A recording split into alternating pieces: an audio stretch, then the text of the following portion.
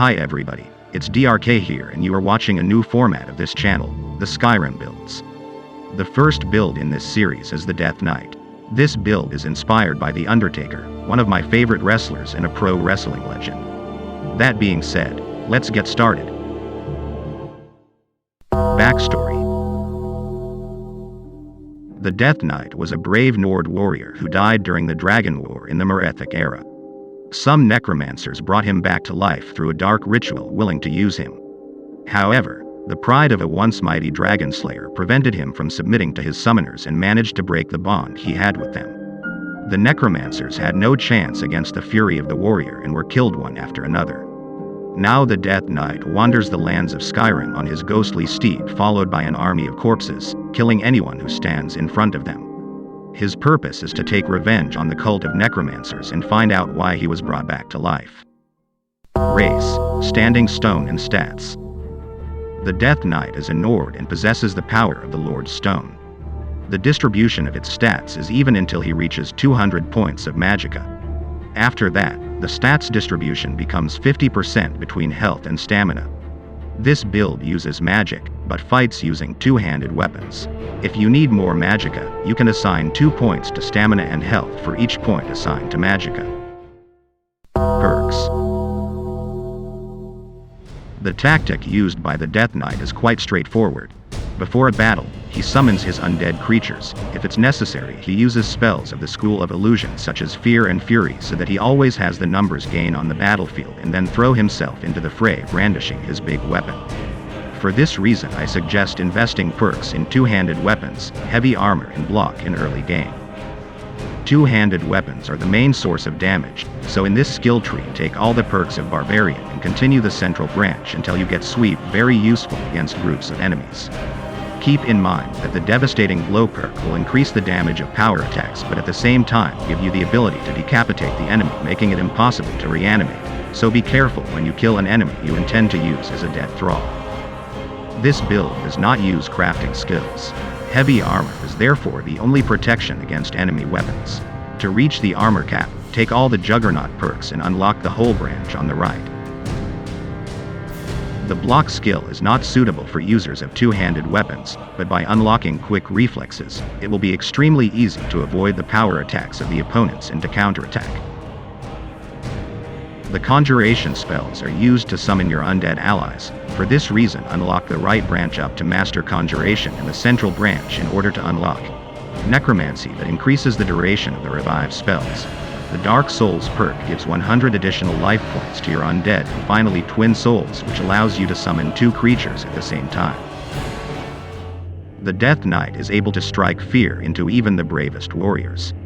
Some will flee from the battlefield, becoming an easy prey of his horde of undead, while others, in panic, will no longer be able to distinguish enemies from allies and end up eliminating each other. The combination of conjuration and illusion spells, despite the large number of enemies on the battlefield, will end battles so fast that sometimes weapons are not necessary. From this skill tree, unlock all perks up to Expert Conjuration. Dual casting will allow you to cast spells more powerful than master level spells. Unlocking the central branch will allow you to make Fury and Fear spells more powerful, and the Master of the Mind perk will make the illusion spells effective even against automatons and undead. In the School of Restoration, the Death Knight uses only very few perks that serve to make him more efficient. From this skill tree unlock Necromage, who will increase the effectiveness of spells against undead creatures. Since the Death Knight is a vampire and therefore an undead himself, he will benefit from this perk, which will increase the power of his reanimation spells, allowing him to reanimate powerful NPCs. 2 other perks useful for this build are Recovery and Avoid Death. Recovery will increase the regeneration speed of magicka, very useful during difficult fights, especially during the day when your vampire powers will prevent you from regenerating magicka, health and stamina. And finally Avoid Death, which allows once a day to restore 250 points of your health if it falls below 10%. This perk can be considered optional, since as we will see in the spells section, the Death Knight has several ways to heal himself. I added it just to give the impression that, like the Undertaker, the Death Knight, after suffering a lot of damages, rises from its ashes, returning to fight with even more vigor than ever. Equipment. The Death Knight wears the full set of the insulated dragon plate armor.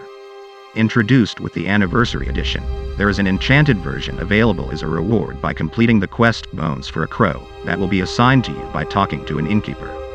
This armor set is one of the best in the game if you exclude the use of smithing and enchanting skills. In fact, it will provide you with an excellent armor rating. Its enchantments will increase the damage inflicted with two-handed weapons, the health points, and most importantly, it will provide you with 100% fire resistance, compensating for your weakness to the flames caused by your vampire state, reaching a total of 80% fire resistance. For the jewels, the Death Knight uses the Ring of Erudite, the Warlock's Mark, and the Ethereal Crown. The ring can be obtained by completing one of Volkahar's vampire miscellaneous quests and grants you a bonus of 100 magicka and magicka regeneration even in vampire lord form. The amulet was introduced in the Anniversary Edition and is found in the ruins north of the College of Winterhold after completing a short quest and will provide you a 30% spell cost reduction in conjuration. Finally, the Ethereal Crown, obtainable by completing the quest, Lost to the Ages, allows you to have the power of a second standing stone. In this case, it will be used to obtain the power of the Ritual Stone that allows you to reanimate several corpses at once. The Death Knight will only wear the crown when he wants to use his power. This build uses different weapons based on the situation. Shadowrend is located near the Stone of the Atronak. Its enchantment causes a 15% reduction of the magic resistance of the target for 30 seconds, which in combination with the Marked for Death Shout, will make your enemies helpless against your magic user minions like the Skeleton Warlocks and the Ancient Death Priest. Umbra can be found inside the Champion's Refuge. The boss you will have to face to get this sword is really hard to beat even if you have a high level, but using the Vampire Lord form you will have no problem killing him. The enchantment of this powerful sword absorbs health and stamina from his victims, trapping their souls when they die. This weapon is used by the Death Knight against groups of enemies. Finally, the Staff of Worms, introduced in the Anniversary Edition, can be found inside Gallows Hall located southwest of Windhelm. This staff has the same effect as the Dead Thrall spell and allows you to revive the corpse of a targeted NPC for an unlimited time until it is killed, but since his body doesn't turn to ashes, you can safely revive it whenever you want.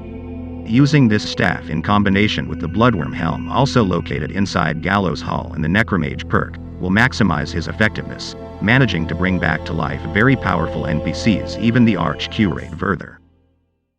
Spells, shouts, and powers. The Death Knight is capable of summoning several undead servants at once. The Bone Colossus is the most powerful creature that this build can summon. Besides its extraordinary power, it will allow you to summon two other skeletons such as the Skeleton Warlock and the Skeleton Champion. The Tomb Guardian will increase the number of undead at your bidding. In fact, it is able to conjure a shade of his victims when he kills an enemy with his big axe. Used in combination with Necromancer's Ritual, will constantly heal yourself during battles. Finally, Soul Split sacrifices a friendly summoned or reanimated minion in order to summon two Sundered Shades that use frost spells in combat. Used in combination with Necromancer's Ritual, it will allow the Death Knight to heal himself while summoning other undead minions. For the shouts, this build use Marked for Death and Drain Vitality, which allow you to weaken powerful enemies such as dragons and giants, making them defenseless against your undead horde. Other useful shouts are become ethereal, to become momentarily invulnerable when the Death Knight is in a critical situation. And finally, Summon Durnavir. This undead badass dragon cannot miss among your hordes of undead. The Death Knight is mentioned before as a vampire and is able to transform himself into Vampire Lord, which can be considered the ace in the hole of this build. Another really useful power is Mora's Boon, which allows once a day to restore health, magicka, and stamina when the Death Knight is about to die. And finally, Agent of Mara. This buff increases magic resistance by 15%, which combined with the power of the Lord's Stone brings the magic resistance to 40%. Special moves. Now that I've shown you the Death Knight in every aspect, I want to share with you some combos I like to use with this build. Thanatos Claw. This combo is very simple and is often used by the Death Knight in melee combat. It's a combination between the Quick Reflexes perk to avoid enemy attacks and the Sweep perk to counterattack with a devastating side power attack capable of reaping several victims with a single blow. Thanks to Umbra's powerful enchantment, the Death Knight absorbs health and stamina from his enemies. Army of Darkness. This combo is often used by the Death Knight before each fight and has different variations based on the type of enemies you are about to face. It consists of summoning as many undead servants as possible combined with Necromancer's ritual. You can add to this combo illusion spells and shouts like Mark for Death or Drain Vitality. With this combo, fantasy is your only limit, so be creative. Hecatone. This combo can be considered a variant or even a continuation of the previous. The Death Knight wears the Ethereal Crown to use the power of the Ritual Stone, summoning an army of undead in an instant. Combined with the Battle Fury shout, the undead army will swing their weapons much faster, giving no chance to anyone who crosses their path. This special move can be used by the Death Knight either during a long battle, when the army of darkness is gone and there are many corpses on the battlefield, or to face a powerful enemy. Just attack a Stormcloak's camp or an Orc stronghold, revive your undead army with the Ritual Stone, and finally lead your army against the enemy. End of days. This is the Death Knight's ultimate attack.